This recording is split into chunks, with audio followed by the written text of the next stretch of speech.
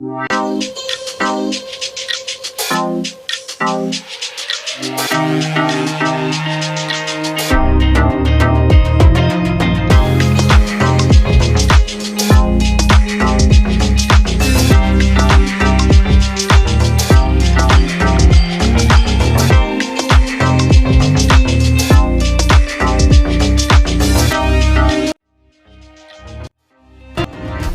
people! Welcome to my show Get Set Green. I'm your host Pooja RV. This podcast was created as a part of Podcast Lab by India Film Project in association with Anchor by Spotify. One day, I was reading an article and I was quite shocked by the fact that the toothbrush which we use daily ends up in landfills with no hope of recycling. Do you know what's the quantity? Nearly 150 million plastic toothbrushes are thrown into garbage every month. So, that's how I started reading about environmental degradation, plastic pollution, and climate change. So, I decided to make a podcast wherein I will create the importance and awareness regarding this topic and also share the stories of people who are actually making a difference by working towards a sustainable planet. Today, we have our first guest, Smitha Kulkarni, a techie turned neighborhood activist who became social entrepreneur with 16 years of experience, GE Healthcare in NICC, co-founder of STONESOUP, a founding member of Bangalore Eco team. She was also the part of plastic ban movement, Green the Red, and various other such campaigns. She was also the part of plastic ban movement, Green the Red, and other drives. They have got numerous awards including Namma Bangaluru Social Entrepreneur of the Year 2020. They have made sustainable business which crossed 1 crore turnover. Welcome to our show, ma'am. Thank you, Pooja. Thank you for having me here. A pleasure. Oh, it's actually my immense pleasure to have you on my show. In StoneSoup, you help people in composting their own organic waste, which is considered to be a quite tedious process. Can you briefly explain the strategy behind this? So, all of us are dealing with waste management issues. If you just see a household waste, about 60% of it is our kitchen waste, which, actually stinking and rotting, and there's a whole leachate coming and it's poisoning lakes. It's, causing problems in the neighborhood. But there's an extremely simple solution, which is you can just compost it and convert it into manure, which enriches the soil.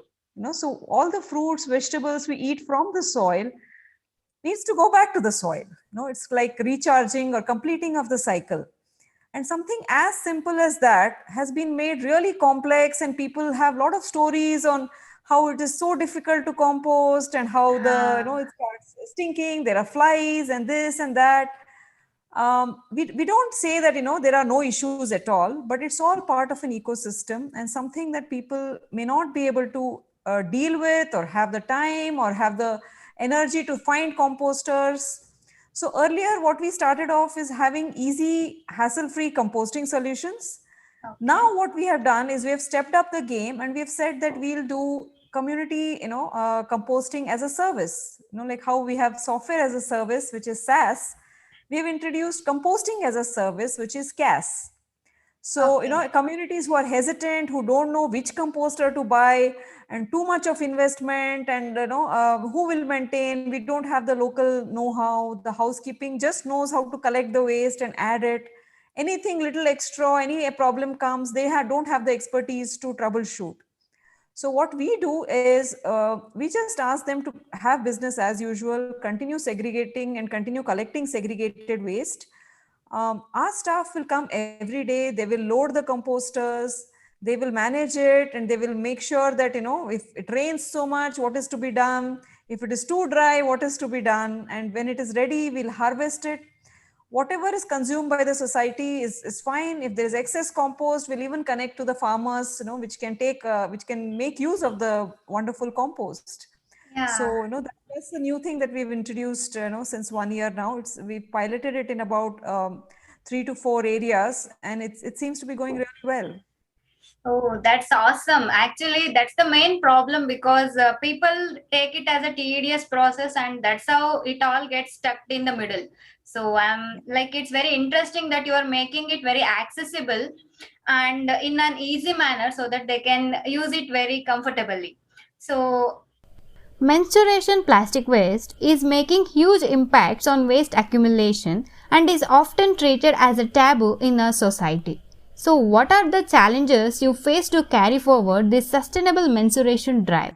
So first of all, frankly, I disagree with you that menstruation, is a taboo in our culture, because it is something that we as a modern society have come to, look at it as yeah, a taboo. But uh, in our ancient culture, both you and me are from Karnataka. yes, In our ancient culture, menstruation has always been celebrated. When a girl attains puberty, she gets a lot of gifts, and there's a huge function, and yeah, all yeah, relatives gather, and it is something that is celebrated. And that is what we need to highlight, and that is what we need to emphasize on, that it was never a taboo. It was always a something that was celebrated and announced to the world, yeah, right? So what we are trying to do is definitely, we're happy that there are conversations now happening, and it's not, yeah, people are not whispering about it, they're talking uh, about it.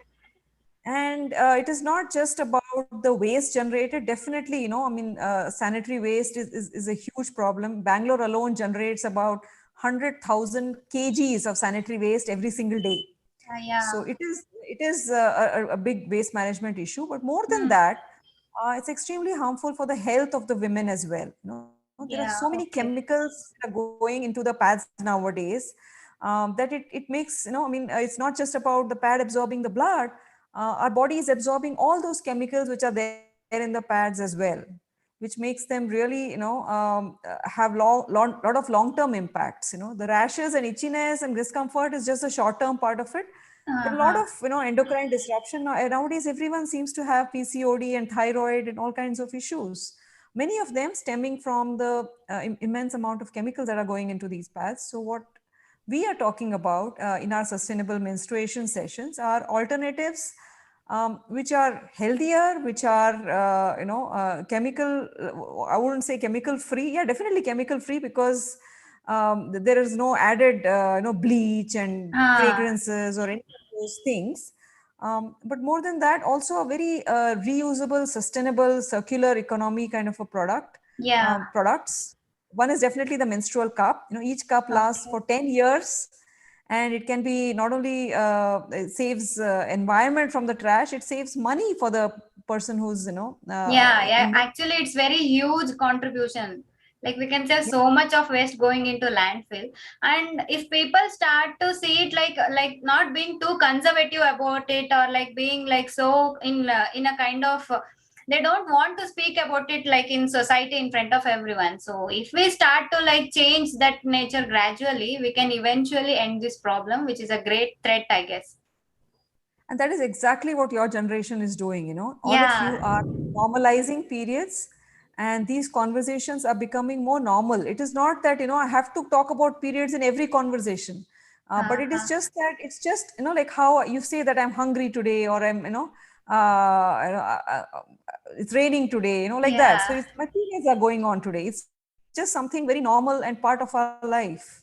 Yeah, actually, I see a positive ray of hope coming because nowadays people are becoming more aware and actually they are speaking up, so which is a good sign.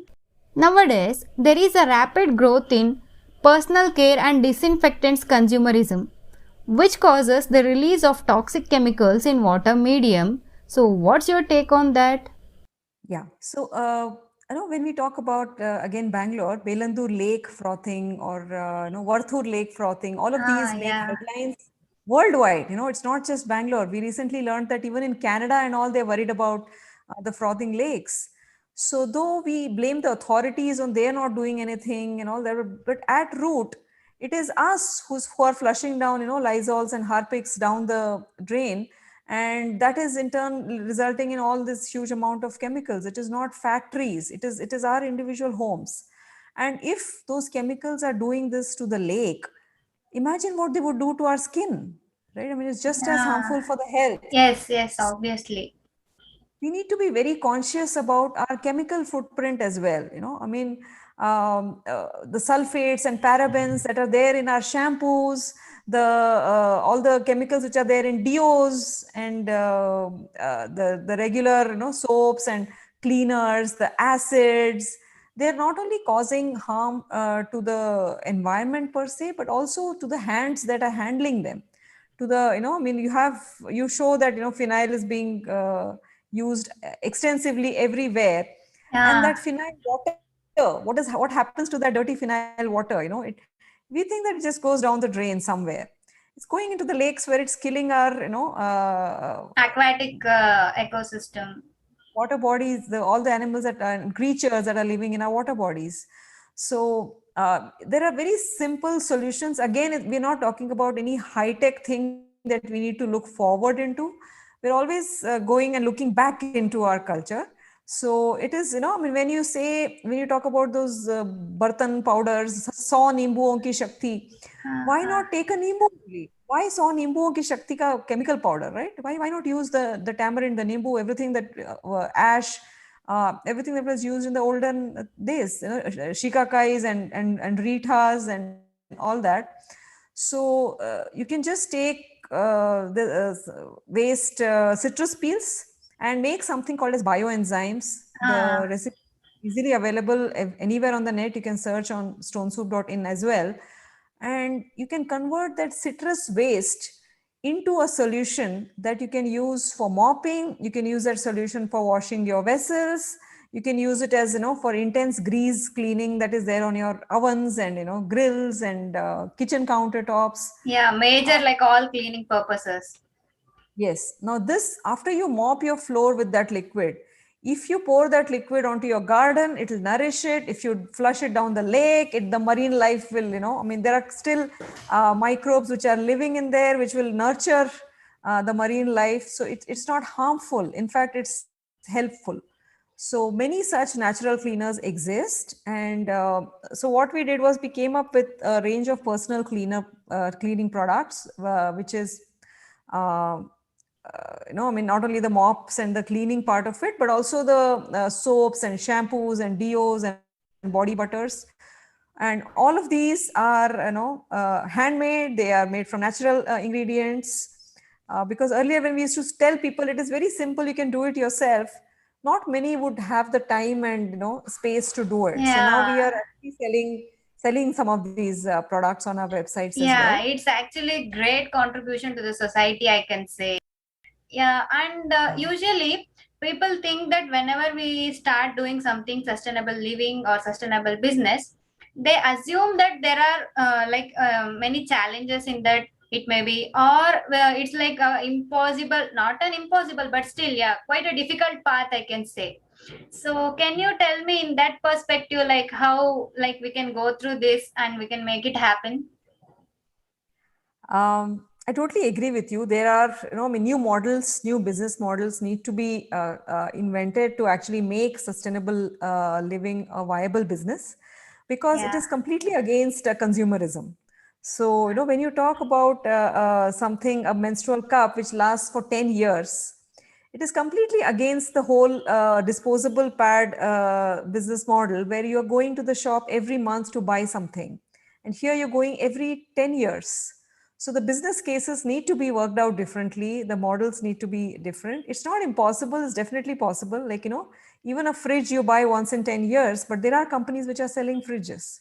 So, Yeah. it's the modeling needs to be different from FMCG, which is fast Okay. moving consumer goods. It needs to Hmm. be more like a consumer durable. Okay. And that's Okay. where, and plus, like I was talking in the composting case, instead of a product based model, it has to be a service based model, wherein even Uh, if something goes bad, you can just repair it and use and factor in the cost of the repair in the service itself. So yeah. something that long lasting, always Huh. different models, innovative models need to be, instead of innovating on the product itself, I think there has to be innovation in the business modeling of the whole product range. Yeah, I totally agree with your point.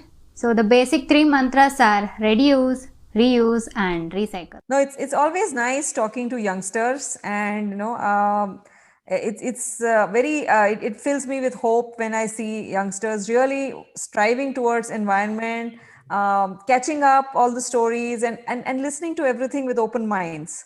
So that's something that really energizes me as well.